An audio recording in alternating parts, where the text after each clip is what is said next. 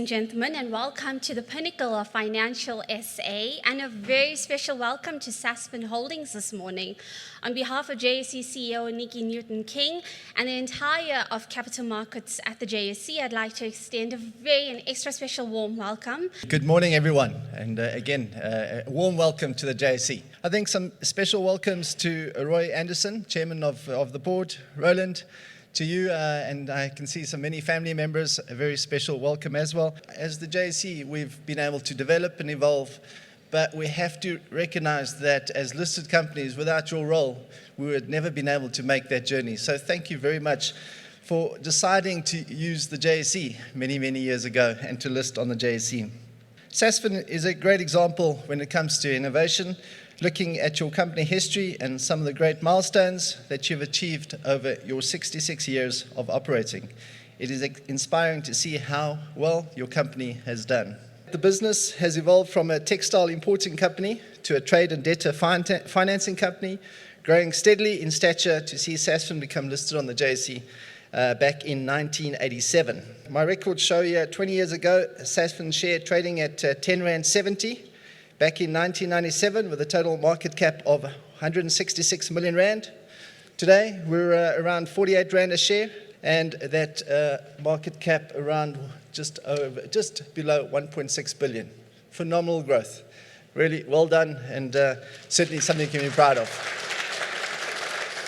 Roland, to you and your entire team, congratulations. Enjoy today. Enjoy the celebrations. Thank you to each and everyone for taking your time out, your busy schedules to join us, to join Sasfin, and really want to wish you all the very best for still many years to come. Thank you.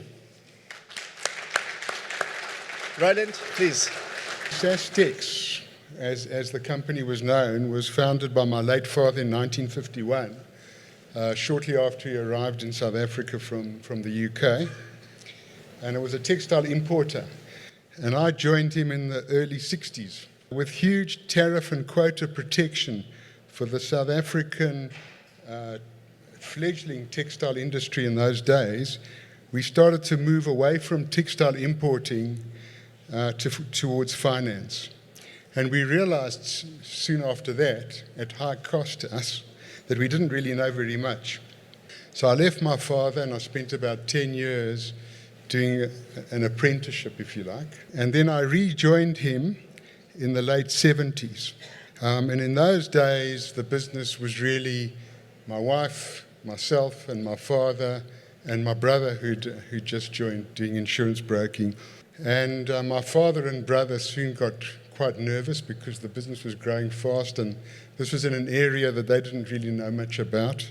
So they decided that they'd kind of reached they'd filled their risk appetite. In the 80s, the market was booming.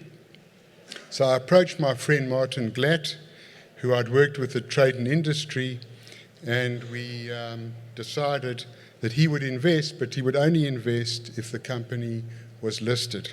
And so we set about listing on the DCM, and the crash came just after we'd published our prospectus, so there was nothing much we could do. And luckily, Martin and I managed to scrounge around enough money to take up the shares on offer.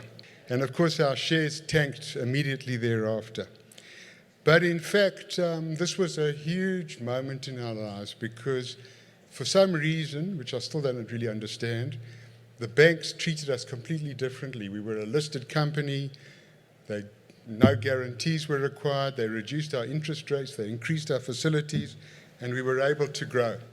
But we realized that our business wasn't really sustainable because it depended on us borrowing money from banks and then using that money to compete with the banks. So we had this ambivalent relationship with the banks. So we decided we had to disintermediate, and we set about this first of all in 91 by securitizing part of our book. And in 1999, we managed to get a bank license and immediately acquired the business of Frankel Pollock, which gave us access to high net worth clients. Up until that point, all our clients were people who needed money.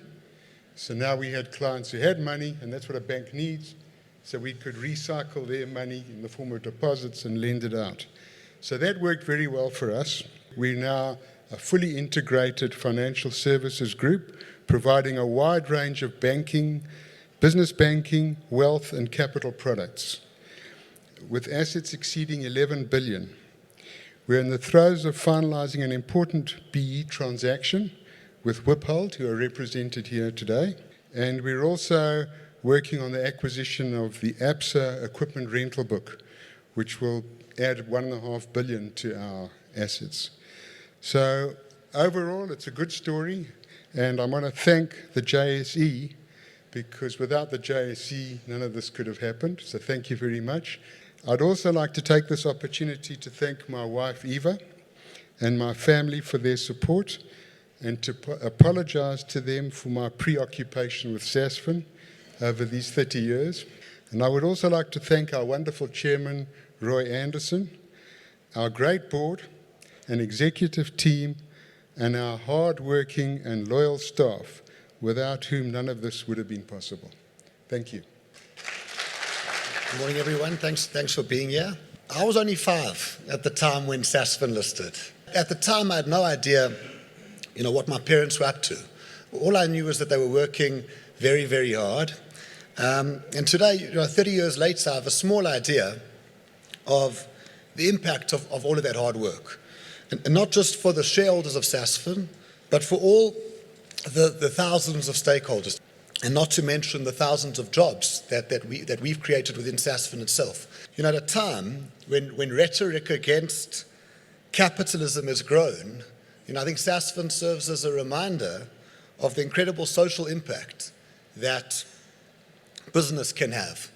And fortunately, Sasfin, under the leadership of my father, has had all these elements. The creativity, the courage, and the commitment to kind of take on the risk, but then to work at it day in, day out, and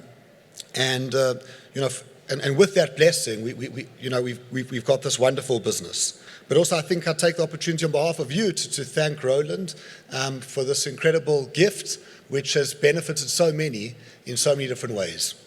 And obviously, thank you to the JSE for hosting us this morning. We still see so much opportunity for Sasfin at this moment, and we look forward to hopefully many more milestones in the future. Thank you very much. Good morning, ladies and gentlemen. I represent our trading and market services team. We, in a nutshell, ensure that trading can happen on the JSE every single day. And we've got a representation of the trading screens and what happens in a market just behind us here for you to maybe get a glimpse into the JSE. If you look at the screen, there are no longer any people running around selling and buying shares on the floor. However, we do have little men running around in the form of tiny electrons over wires, copper wires, and fiber cables at the speed of light, trading on your behalf every time you type anything into your keyboard. Just to give you an idea of when we explain the screen, on my far right-hand side is the order book, and you can see the bids, buyers, that's a share, number of shares and the price they would like to buy, and the offers, the number and price again on the sell side. And starting from the far side, the security name SFN, that is Sasfin Holdings Limited. That is what the market knows your share as.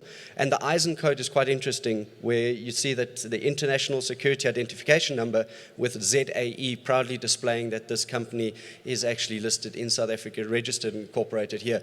The market is currently in an auction period, which means from 8:30 to about 9 o'clock, there are bids and offers coming into the market. Everyone gets ready for the trading day to start at 9 o'clock in the morning. And have a look at those after 9 o'clock as they start moving, as the share trades in our continuous trading session that lasts until 5 o'clock. The louder the sounding of the kudu horn, the higher the share price. So I think our team's going to do a fantastic job this morning, because we're going to get that share price booming for 30 years of being listed on the stock exchange. 10, 9, 8, 7, 6, 4, 3, 2, 1. Let's give them a round of applause.